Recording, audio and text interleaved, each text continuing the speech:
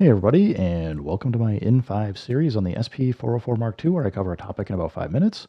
Ren the 10 writes in and says that he's using his SP404 Mark II as his audio interface for his computer, which I do always say is like a great idea. Like, use it for your iPad computer. It makes it very easy to sample. You don't have to worry about any line noise or other things. The audio just comes in digitally, and you can record a clean signal, which is great. Unfortunately, Ren the 10 has a problem that he's getting a small reverb effect on things that are coming through, and he doesn't know why. I know I've talked about this before, but the probable cause of this is going to be shown in a second. But if you look here, if I tap bus effects, I've got nothing on bus 1 or bus 2. So those are not likely to be the culprits. What it probably is if you hold down Shift and hit Pad 16 to go into EFX settings, you'll probably see that you have favorites and doesn't say bypass. And because I've got 3 here, it's got reverb and vinyl on the chain, so anything that comes through the SP404 Mark II that isn't specifically told to bypass the chain or is dry is going to pick up reverb. So like I got this hi-hat, it's got reverb on it, because it's going to bus 1, then bus 2, then bus 3, and 4. So it doesn't matter what's in bus 1 and 2 per se, it's picking it up because of bus 3 and 4. So if I turned it to bypass, it now does not have reverb. So I would say just start by going to Shift and Pad 16, and you will be able to see if that makes a difference to what you're getting for things. But let's turn this back on, because I want to show you a couple things while we're here. So no reverb on these two, and that's because these are both dry.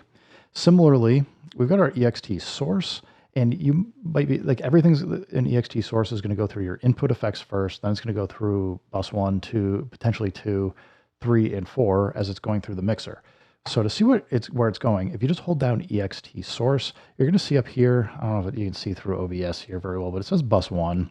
Bus 1 is where it's currently going, so anything that comes in here, and if it's coming from the computer or iPad or anything else, it's going to get that effect. If you don't want that to happen, hold down Remain and tap EXT Source, and then hold it down again, and now it says EXT Dry. So just a toggle between whether it's going to bus 1 or bus 2 or dry, just hold the Remain button and then tap EXT Source. If you want to actually have it go to bus 2 for some reason, I know I've said this a million times, but tap bus effects, you're going to see it start flashing, and it's going to highlight bus effects there. Hold Remain. First time, you're going to see it's actually going to go over here straight to bus 2. So we've just changed that. I usually don't want things to go to bus 2 from EXT source, so we're going to put it back. And now it says dry. It's fine. Like, sometimes when you toggle it, it's going to switch whether it's dry or whatever the bus you want is, but I did it a second time. I'm just holding down the button to check. It now says bus 1. So anything that is coming in here for EXT source is going to go to either dry, bus 1, bus 2. You may want to take and turn that off. But let's say you want to occasionally take your audio and choose whether or not it's going to go to bus 3 or bus 4. You don't want to have to keep toggling things. There is a shortcut to disabling or kind of toggling bus 3 and 4 on and off. And if you just hold down Enter and tap bus effects, you'll see here it says bus 3, 4 off.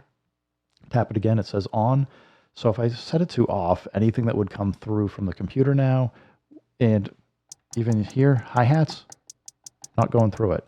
So I hold down again, Enter, bus effects. Now we got it. So I would say, Ren, try out a few of these things, see which one like works for you, or kind of just think about how you want to use and operate your SP404 Mark II with the computer or your iPad or phone or whatever. And yeah, if this doesn't work, let me know. But this is just my best guess, is this is probably the space that you're in, is you've got something on bus 3 and bus 4 and just didn't realize it.